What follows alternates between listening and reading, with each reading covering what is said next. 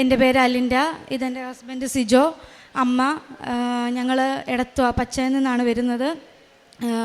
ഞാൻ ഉടമ്പടി ആദ്യമായിട്ട് എടുക്കുന്നത് 27/6/2023 ഞാൻ ഉടമ്പടി എടുക്കാനിടയായ സാഹചര്യം എന്ന് പറഞ്ഞാൽ, എനിക്ക് 4 വർഷമായിട്ട് ഞങ്ങൾക്ക് വിവാഹം കഴിഞ്ഞ് മക്കളൊന്നും ഉണ്ടായിരുന്നില്ല. അപ്പോൾ എൻ്റെ അമ്മ നേരത്തെ ഉടമ്പടി എടുത്തിട്ടുണ്ട്. അപ്പോൾ അമ്മയാണ് എന്നോട് പറഞ്ഞത്, ഇവിടെ വന്ന് ഉടമ്പടി എടുത്താൽ നിനക്ക് ഉറപ്പായിട്ടും ഒരു കുഞ്ഞിനെ നിങ്ങൾക്ക് ലഭിക്കുമെന്ന് പറഞ്ഞു. അങ്ങനെ ഞാൻ ആദ്യമായിട്ട് വന്ന് ഉടമ്പടി എടുത്തു. ഉടമ്പടി എടുക്കുന്ന സമയത്ത് ഞങ്ങൾ രണ്ടുപേരും 2 സ്ഥലത്തായിരുന്നു. ഞാൻ നാട്ടിലും ഹസ്ബൻഡ് ജോലി ചെയ്യുന്ന പഞ്ചാബിലും ആയിരുന്നു, ആർമി ക്വാർട്ടേഴ്സിലായിരുന്നു. അപ്പോൾ ഞാൻ ആ സമയത്ത് ഞങ്ങൾക്ക് രണ്ടുപേരും 2ആയിട്ട് നിൽക്കുന്നത് കൊണ്ട് ഒരുമിച്ച് നിൽക്കണമെന്ന് ആഗ്രഹിച്ച് ആദ്യം തന്നെ ഉടമ്പടിയിൽ അതാണ് വെച്ചത്. ഒരുമിച്ച് ഞങ്ങൾക്ക് നിൽക്കാനും അതുവഴി ഞങ്ങൾക്കൊരു കുഞ്ഞിനെ നൽകി അനുഗ്രഹിക്കാനും പ്രാർത്ഥിച്ചു. ആദ്യത്തെ നിയോഗം തന്നെ എനിക്ക് സാധിച്ചു കിട്ടി. എനിക്ക് ആദ്യം തന്നെ ആർമി ക്വാർട്ടേഴ്സ് കുറച്ച് പാടായിരുന്നു കിട്ടാനെങ്കിലും പെട്ടെന്ന് റെഡിയായി 1 മാസത്തിനുള്ളിൽ തന്നെ ഞങ്ങൾക്ക് ഒരുമിച്ച് നിൽക്കാൻ സാധിച്ചു. ഒരുമിച്ച് നിന്ന് ഞങ്ങൾക്ക് ഒരു കുഞ്ഞിന് വേണ്ടിയിട്ട് പ്രാർത്ഥിച്ചു.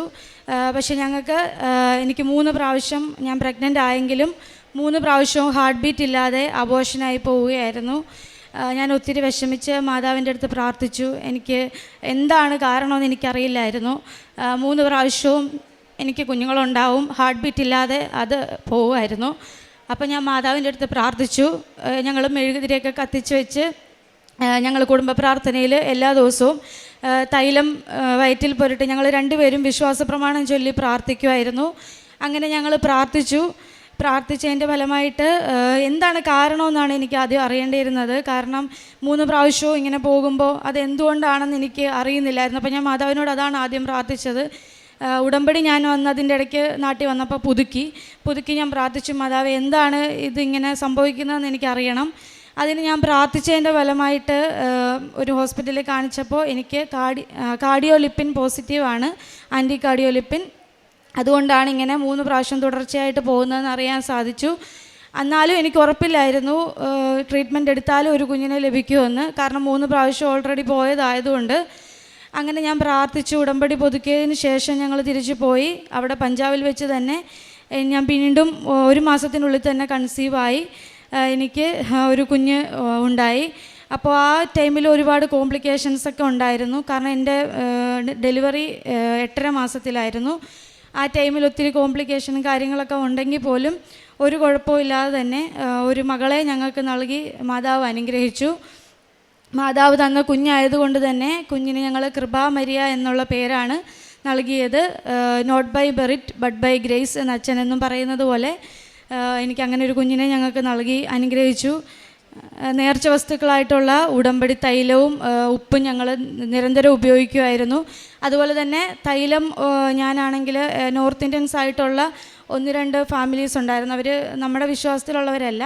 അവർക്ക് അറിയില്ല, കൃപാസന മാതാവിനെ പോലും അറിയാത്ത ആളുകളാണ്. അപ്പോൾ അവരോട് ഞാൻ പറഞ്ഞു കൊടുത്ത് അവർക്ക് ഞാൻ തൈലം കൊടുക്കുമായിരുന്നു. അവർ അതുപോലെ എന്നെപ്പോലെ തന്നെ തൈലം പൂശി പ്രാർത്ഥിച്ചു. അവർക്കും കുഞ്ഞുങ്ങളുണ്ടായി.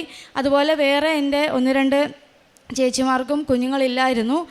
ഇപ്പം ഞാൻ എൻ്റെ കുഞ്ഞുണ്ടായതിന് ശേഷം ഇപ്പോൾ അവരും പ്രഗ്നൻ്റ് ആണെന്ന് അറിയാൻ സാധിച്ചു. അവരിവിടെ വന്ന് ഉടമ്പടി എടുത്തിട്ടുള്ളവരാണ്. അങ്ങനെ മാതാവ് ഞങ്ങൾക്കൊരു കുഞ്ഞിനെ നൽകി അനുഗ്രഹിച്ചതിന് 1000 നന്ദി മാതാവിനും ഈശോയ്ക്കും പറയുന്നു. പിന്നെ എൻ്റെ ബ്രദറിൻ്റെ മാരേജ് ആദ്യമൊന്നും നടക്കുന്നില്ലായിരുന്നു, അതും നടത്തി തന്നു. അങ്ങനെ ഒരുപാട് അനുഗ്രഹങ്ങൾ, ഉടമ്പടി വസ്തുക്കൾ ഉപയോഗിച്ച് ഒത്തിരി അനുഗ്രഹങ്ങൾ, ചെറിയ ചെറിയ രോഗസൗഖ്യങ്ങളൊക്കെ ഞങ്ങൾക്ക് ലഭിച്ചു. പിന്നെ എൻ്റെ കുഞ്ഞ് ജനിച്ച് കഴിഞ്ഞിട്ടാണെങ്കിൽ കുറച്ച് ദിവസം NICUവിൽ കിടക്കുമായിരുന്നു, ബിലിറൂബിൻ കൂടിയിട്ട്. അപ്പോൾ ആ സമയത്തും ഞാൻ മാതാവിനോട് പ്രാർത്ഥിച്ചു, ഒരു കുഴപ്പവും കൂടാതെ കുഞ്ഞിനെ എനിക്ക് കിട്ടണമെന്ന്. അതും 2-3 ദിവസത്തിനുള്ളിൽ തന്നെ ഡിസ്ചാർജായി, കുഴപ്പമൊന്നും കൂടാതെ കുഞ്ഞിനെ ലഭിച്ചു.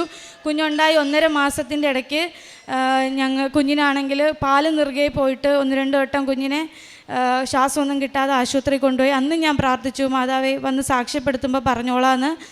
അങ്ങനെ കുഞ്ഞിന് യാതൊരു കുഴപ്പമില്ലാതെ കുഞ്ഞിനെ ഞങ്ങൾക്ക് ആരോഗ്യത്തോടെ തന്നെ ലഭിച്ചു. സഹോദരങ്ങൾ തമ്മിൽ ചില രമ്യത കുറവുകളുണ്ടായിരുന്നു. അപ്പോൾ അതിനും ഞാൻ പ്രാർത്ഥിച്ചു. അതെല്ലാം നന്നായി നടന്നു.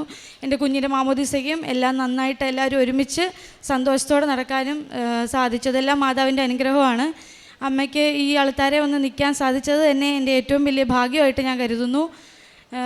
പ്രേക്ഷിത പ്രവർത്തനങ്ങളായിട്ട് ഞങ്ങൾ ചെയ്യുന്നത്, ഞങ്ങൾ ആ സമയത്ത് പത്രം കൊണ്ടുപോയി അന്ന് ഇവിടുന്ന് ഉടമ്പടി പുതുക്കി പോയിട്ട് ഓട്ടോ സ്റ്റാൻഡുകളിലെല്ലാം കൊണ്ട് കൊടുക്കും. പിന്നെ എനിക്കറിയാവുന്നവർക്കും അല്ലാതെ എനിക്ക് കൊടുക്കാൻ പറ്റുന്നവർക്കൊക്കെ അവിടെ പഞ്ചാബിലായിരുന്ന സമയത്തും അവിടെയുള്ള മലയാളി ഫാമിലികളിലൊക്കെ കൊണ്ട് കൊടുക്കുമായിരുന്നു. കാരുണ്യ പ്രവൃത്തികളായിട്ട് ഞാൻ ചെയ്യുന്നതെന്ന് വെച്ചാൽ അവിടെ പഞ്ചാബിലായിരുന്ന സമയത്ത് ഫുഡ് എന്തെങ്കിലും ഉണ്ടാക്കിയിട്ട് പുറത്തുള്ള ഫുഡ് കഴിക്കാൻ നിവൃത്തിയില്ലാത്ത അങ്ങനെയുള്ള ആളുകൾക്ക് കൊണ്ട് കൊടുക്കും. അങ്ങനെ ഉള്ള കാര്യങ്ങളൊക്കെ ചെയ്തിട്ടുണ്ട്. പിന്നെ ഞങ്ങൾക്ക് ഏതെങ്കിലും രോഗികളായിട്ടുള്ളവർ ആരെങ്കിലും പറഞ്ഞറിയുവാണെങ്കിൽ പറ്റുന്ന രീതിയിൽ എന്നെക്കൊണ്ട് പറ്റുന്ന രീതിയിലുള്ള ധനസഹായങ്ങളൊക്കെ ചെയ്തിട്ടുണ്ട്. അനാഥ മന്ദിരങ്ങളിൽ ചില അവിടെ അങ്ങനെയുള്ള സ്ഥലങ്ങളിലൊക്കെ പോയി അവിടെ ഉള്ളവർക്കും വേണ്ട വസ്തുക്കളും കാര്യങ്ങളും കൊടുത്തിട്ടുണ്ട്. ആത്മീയ ജീവിതം ഞങ്ങൾ ഒരുമിച്ച് ആയിരുന്ന സമയത്ത് ഒരുമിച്ച് പ്രാർത്ഥിക്കാനും കൊന്ത ഞാൻ ഡെയിലി എല്ലാ ദിവസവും ചൊല്ലുമായിരുന്നു. അതുപോലെ ഡെയിലി ബ്രെഡ് ദിവസവും കൂടും. അച്ഛൻ്റെ ഉടമ്പടി ധ്യാനവും മുടങ്ങാതെ ചൊവ്വാഴ്ചകളിൽ കൂടുന്നുണ്ടായിരുന്നു. പിന്നെ ഒരുമിച്ച് പ്രാർത്ഥിക്കാൻ കുടുംബ പ്രാർത്ഥന ഞങ്ങൾ ഒരുമിച്ചായിരുന്ന സമയത്ത് കൂടാതെ ഡ്യൂട്ടി കഴിഞ്ഞ് വരുമ്പോഴൊക്കെ ഒരുമിച്ച് ഞങ്ങൾ കുടുംബ പ്രാർത്ഥനയൊക്കെ ചെയ്യുമായിരുന്നു. പിന്നെ പള്ളിയിൽ അവിടെ ആയിരുന്ന സമയത്ത് ഒരുമിച്ച് ഞായറാഴ്ചകളിൽ മാത്രമേ പള്ളിയിൽ പോകാൻ പറ്റത്തുള്ളായിരുന്നു. അപ്പോൾ ആ ടൈമിലൊക്കെ അവിടെ ഞങ്ങൾ ഒരുമിച്ച് പള്ളിയിലൊക്കെ പോയി പ്രാർത്ഥിക്കുകയും ചെയ്യുമായിരുന്നു.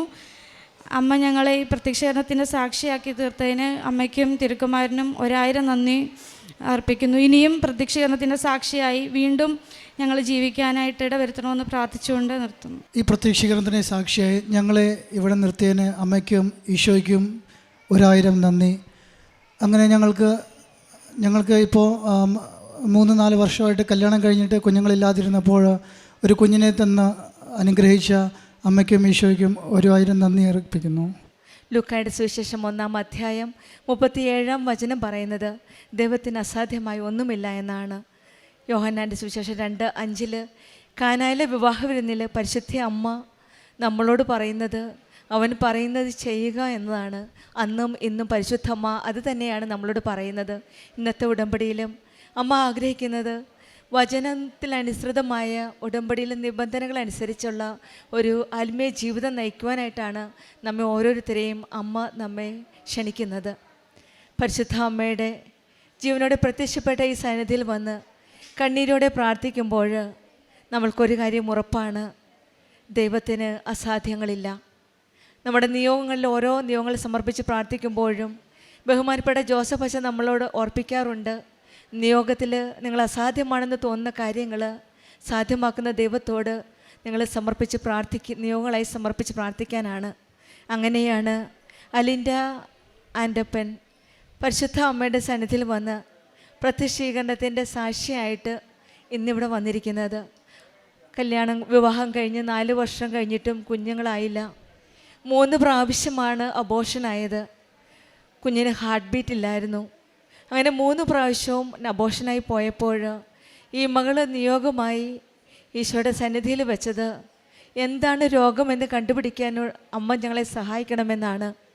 അങ്ങനെയാണ് ആൻറ്റി കാർഡിയോളിക് ലിപ്പിൻ പോസിറ്റീവ് എന്ന രോഗം കണ്ടുപിടിക്കുകയും അതിനുള്ള ട്രീറ്റ്മെൻറ്റ് ചെയ്യാനുള്ള സഹായം ഈശോയും അമ്മയും ഒരു വഴി കാണിച്ചു കൊടുക്കുകയായിരുന്നു.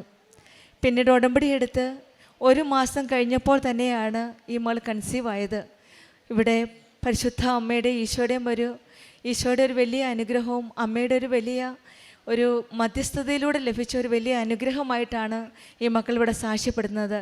കാരണം 3 പ്രാവശ്യം അബോർഷനായത് അസാധ്യങ്ങളുടെ ഒരു കൂമ്പാരമാണ്. ഇനി നടക്കുമോ ഇല്ലയോ, പ്രതീക്ഷകളെല്ലാം നഷ്ടപ്പെടുന്നത് പോലെ ആ തളർന്ന നിമിഷങ്ങളിൽ എന്ത് ചെയ്യാനാവുമെന്ന് ആ നിമിഷങ്ങളിൽ വിചാരിച്ചപ്പോഴാണ് കൃപാസനത്തെപ്പറ്റി അറിയുകയും ഇവിടെ ഒന്ന് ഉടമ്പടി എടുക്കുകയും ചെയ്തത്. അതിൻ്റെ ഫലമായിട്ടാണ് ഇവർക്കിനി ഒരു മെറിറ്റുമില്ല. കാരണം മെഡിക്കൽ ട്രീറ്റ്മെൻറ്റ് എല്ലാം ചെയ്തു, പക്ഷേങ്കിൽ 3 പ്രാവശ്യം അബോർഷൻ ആവുകയാണ്. അപ്പം ഇവിടെ നമുക്ക് മെറിറ്റില്ല. പക്ഷേങ്കിൽ ദൈവത്തിൻ്റെ കൃപയാൽ ഒരു കുഞ്ഞിനെ ലഭിക്കുമെന്നുള്ള ഉറപ്പാണ് ഉടമ്പടിയിലുള്ളത്. പിന്നെ ഉടമ്പടി എടുത്ത് ഉടനെ 1 മാസം കൊണ്ട് കൺസീവ് ആണെങ്കിൽ അവിടെയും സമയച്ചുരുക്കത്തിൻ്റെ അമ്മയാണ് കൃപാസന അമ്മ. 2-3 പ്രാവശ്യം അബോർഷനായാലും സമയച്ചുരുക്കത്തിൻ്റെ അമ്മ അതിൽ ഇടപെടുകയും ഇവരുടെ കുടുംബകാര്യങ്ങളിൽ ഇവരുടെ കുടുംബത്തിൻ്റെ ആവശ്യമനുസരിച്ചാണ് അമ്മ ഇവർക്ക് വേണ്ടി മധ്യസ്ഥം വഹിച്ചതിൻ്റെ ഫലമായിട്ട് സമയച്ചുരുക്കത്തിൻ്റെ ഇടപെടലിലൂടെ കൃപാസനം അമ്മയുടെ ഇടപെടലിലൂടെയാണ് 4 വർഷം കഴിഞ്ഞ് ഈ കുഞ്ഞുമായിട്ട് പരിശുദ്ധ അമ്മയുടെ സന്നിധിയിൽ വന്നിരിക്കുന്നത്. അതും ഇവർ ആഗ്രഹിച്ച പ്രകാരം തന്നെ അമ്മയുടെ മാസം തന്നെ തരണമെന്നാണ് മക്കൾ പ്രാർത്ഥിച്ചത്. ഒക്ടോബർ 1-ാം തീയതിയാണ് ഈ കുഞ്ഞ് ജനിച്ചത്. ഈ കുഞ്ഞിന് കൃപ മരിയ എന്ന പേര്, അതായത് പരിശുദ്ധ അമ്മയുടെ മധ്യസ്ഥയിൽ വഴി ഈശോയുടെ ഒരു വലിയ അനുഗ്രഹമായിട്ടാണ് ഈ കുഞ്ഞിന് കൃപാ മരിയ എന്ന പേര് നൽകി അനുഗ്രഹിച്ചത്. ഇന്ന് പരിശുദ്ധ അമ്മയുടെ സന്നിധിയിൽ കുഞ്ഞുമായിട്ട് പ്രത്യക്ഷീകരണത്തിൻ്റെ സാക്ഷിയായിട്ടാണ് ഈ കുടുംബം ഇന്ന് വന്നിരിക്കുന്നത്. ദൈവത്തിന് അസാധ്യമായിട്ടൊന്നുമില്ല. സമയച്ചുരുക്കത്തിൻ്റെ അമ്മയാണ്, സഞ്ചാരി മാതാവാണ് കൃപാസന അമ്മ. ആ അമ്മ നമ്മുടെ കൂടെ ഉണ്ടെങ്കിൽ നമ്മുടെ ഓരോ കുടുംബ പ്രശ്നങ്ങളും ഈശോയുടെ അരികിലേക്ക് കൊണ്ടുപോകുന്നതാണ് ആ അമ്മ. കൃപാ മരിയ എന്ന പേര് ഈ മകൾക്ക് കൊടുത്തതും അമ്മയോടുള്ള സ്നേഹം കൊണ്ടും അമ്മയോടുള്ള കൃതജ്ഞത കൊണ്ടും ദൈവത്തെ മഹത്വപ്പെടുത്തുവാനുമായിട്ടാണ് കൃപാ മരിയ എന്ന പേര് നൽകിയത്. ഇവിടെ നമ്മുടെ ജീവിതത്തിലും അസാധ്യമായ കാര്യങ്ങൾ സാധ്യമാക്കി തരുന്ന ഒരു ദൈവമാണ് നമ്മുടെ കൂടെ ഉണ്ടെന്നും നമുക്ക് വിശ്വസിക്കാം. ഉടമ്പടിയിൽ വിശ്വാസത്തോടെ ദൈവത്തോട് ചേർന്ന് നിൽക്കുമ്പോൾ അസാധ്യ കാര്യങ്ങൾ സാധിക്കുമെന്ന് ഉറപ്പുണ്ട്. ദൈവത്തിന് അസാധ്യമായതൊന്നുമില്ല. വൈകിയാലും ദൈവം വാഗ്ദാനത്തെ നിറവേറ്റുന്ന ഒരു ദൈവമാണ്. കൃപാസന മരിയൻ ഉടമ്പടിയിൽ ഉറച്ച വിശ്വാസം ഉണ്ടെങ്കിൽ അനുഗ്രഹം ഉറപ്പാണ്. നമ്മുടെ ജീവിതത്തിൽ കൂടുതൽ തീഷ്ണതയോടെ കൂടുതൽ ആത്മാർത്ഥതയോടെ നമ്മുടെ ഉടമ്പടി ജീവിതവും മുന്നോട്ട് നയിക്കാം. അസാധ്യങ്ങളെ സാധ്യമാക്കുന്ന ദൈവത്തിൻ്റെ ആ സ്നേഹവും അനുഗ്രഹവും ലഭിക്കുവാൻ അനുഭവിക്കുവാൻ നമുക്കും സാധിക്കട്ടെ എന്ന് പ്രാർത്ഥിക്കാം. അലിൻഡ ആൻ്റപ്പനും കുടുംബത്തിനും ലഭിച്ച ഈ വലിയ അനുഗ്രഹത്തിന് നമ്മൾക്ക് കരങ്ങളടിച്ച് ദൈവത്തെ മഹത്വപ്പെടുത്താം. യേശുവേ നന്ദി, യേശുവേ സ്തുതി, ആവേ മരിയ. അത്യപൂർവ ദൈവാനുഭവങ്ങൾ ഇനി നിങ്ങൾക്കും സ്വന്തം. ഈ യൂട്യൂബ് ചാനൽ ഇതുവരെ സബ്സ്ക്രൈബ് ചെയ്തിട്ടില്ലെങ്കിൽ ഇപ്പോൾ തന്നെ സബ്സ്ക്രൈബ് ചെയ്യുക. ഈ വീഡിയോ ഇപ്പോൾ തന്നെ നിങ്ങളുടെ സുഹൃത്തുക്കൾക്ക് ഷെയർ ചെയ്തുകൊണ്ട് കർത്താവിൻ്റെ പ്രേക്ഷിതരാകുക.